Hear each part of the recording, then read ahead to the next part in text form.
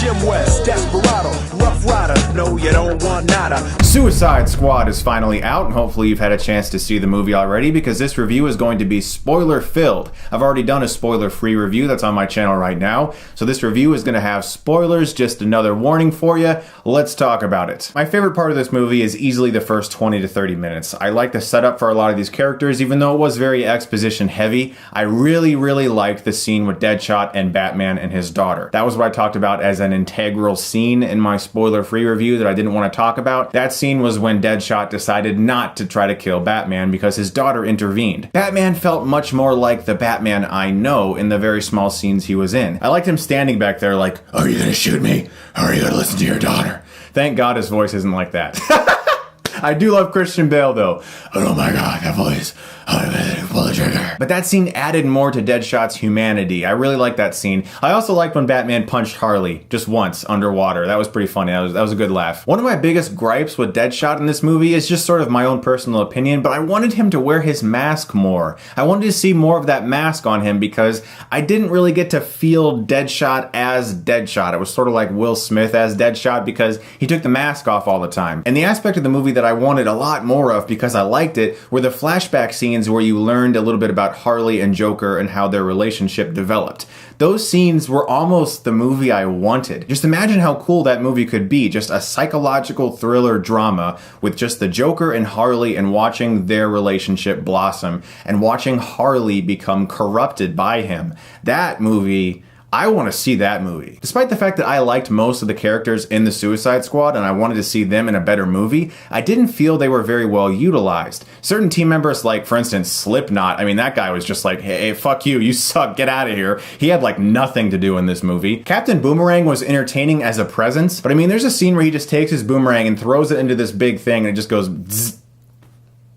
And he's like, well, I guess I can't really do anything here. They just didn't do a good job of explaining why these people were needed for this threat. If the Flash and Wonder Woman exist in this world, and we actually see the Flash in this movie, why weren't they sent after Enchantress and Incubus? These people who are just insane with these crazy powers who are, of course, shooting a beam up into the sky and some portal is being created and they have to blow it up. Like, why is a crazy woman with a bat who's good with acrobatics, a guy with a boomerang, some guy who can climb buildings really fast who dies in like 2 seconds, why are these people the people who are sent after this thing? Is it just simply because they're expendable? The plot that these characters were given is, I think, my biggest problem with this movie. These characters should have been sent like to another country to deal with some radical extremist or something like that.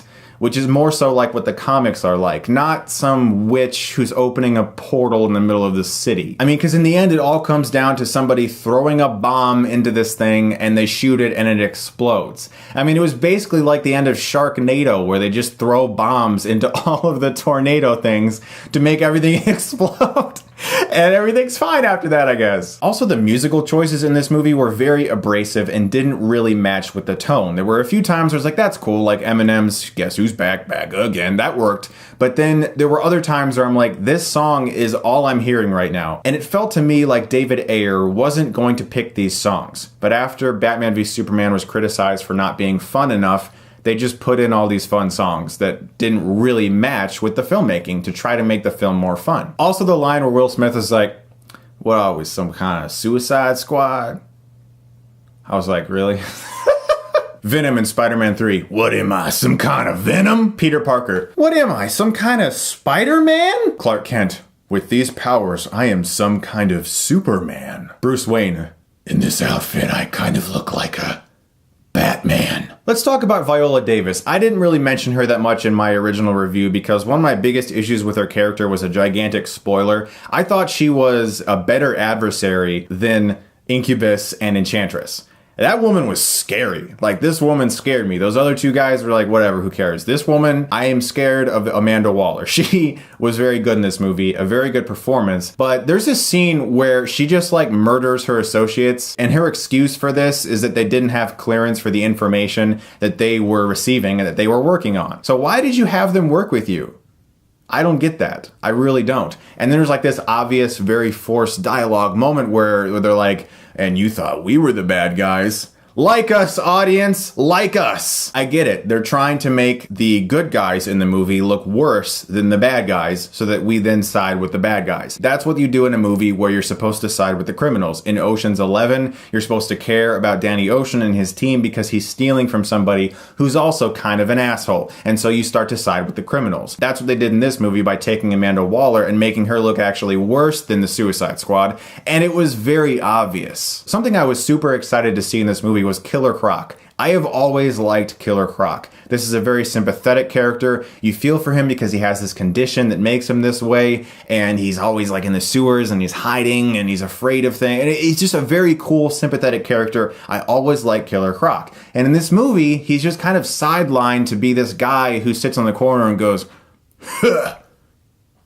Yeah. Mm-hmm. Yeah. Mm-hmm.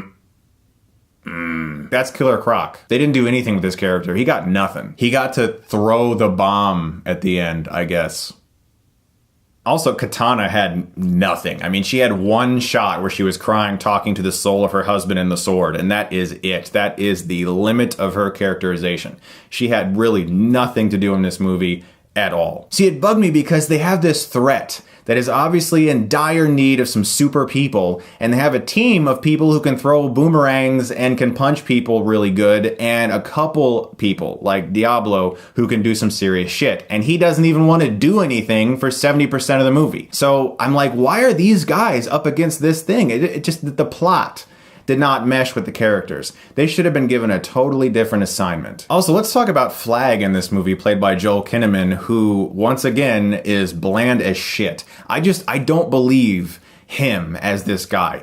Tom Hardy was originally supposed to be this character, and that would have been much better. Man, that would have been much better. I just don't believe this guy as Rick Flag. He just doesn't have that urgency, and really the whole movie didn't have that sense of urgency. It was just like the beat up things movie. Like, that's it. It was just Harley with a bat and a mallet and then some people throwing boomerangs at stuff, and the stuff would disintegrate. The best action scene in the movie is when Deadshot's standing on top of a car mowing all these things down. Also, let's talk about the fact that the trailer tried to make it seem like it was the Joker versus Suicide Squad. There's a part in the trailer where the Joker comes through a doorway and it cuts to Deadshot going, "Not good."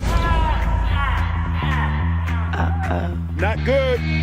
Yeah, totally different moments mishmashed into a trailer to try to make it seem like one flowing scene. It reminded me of the trailer for The Bourne Legacy, where they tried to make it seem like Edward Norton was going to be versing Jeremy Renner, and it was going to be like this big scene, and there's nothing like that in the movie. It was just two different scenes completely mishmashed together to make you seem like a certain type of confrontation was going to happen that's never in the movie. The Joker was also very sidelined in this movie. I don't really know why he was in this movie. Every time he's on screen, it feels like a completely different film, which goes back to that editing. I'm curious to see if we're going to get another like 3-hour cut of this movie where things flow better, because this feels like 3 different movies at once. One of them is like a Ghostbusters supernatural thing in the middle of the city. Another is a straight up action movie with this squad, and then the Joker and his crime ring. And then there's even a 4th movie, I guess, with all the flashbacks. It's just this big thing, and it's just, no. And speaking of the Joker, there's that whole sequence where his helicopter falls and explodes, and we think he's dead, and Harley's all sad. But I guess he didn't die, and they never really explain what happened or show what happened, because he shows up at the end in a SWAT uniform with the word Joker, by the way, right on his SWAT costume. And I was actually picturing the Joker like calling a clothing company like, yeah, could you put my name on the suit, please? That's what I want you to do. I really need the name on the suit. Can you do that for me? Thank you. And there is a mid-credits scene where Bruce Wayne is talking to Amanda Waller, basically saying, look, I'm going to start a Justice League. Forget about this Suicide Squad thing.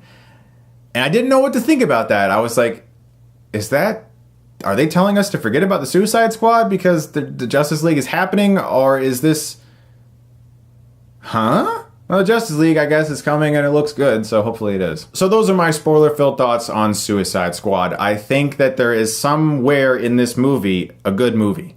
And it is so frustrating how much shit is just piled around it trying to make it a better movie when they could have just taken all that shit and just removed it and just had this squad do something that made sense, that worked for them, and just made a movie focused on them. Or even, like I said, that Joker and Harley idea with the flashbacks, that was more intriguing to me than them going up against the beam in the sky that's in every movie ever now. So once again, hopefully Wonder Woman and the Justice League, these movies do look good, and I have a lot of anticipation for them still. Those are my spoiler-filled thoughts on Suicide Squad. I'm curious to know what you guys thought of it, because I know a lot of people did enjoy it. I know a lot of people did not enjoy it. It's, again, another polarizing movie. You guys are the best. Thank you so much, as always, for watching, and if you like this, you can click right here and get Stuckmanized.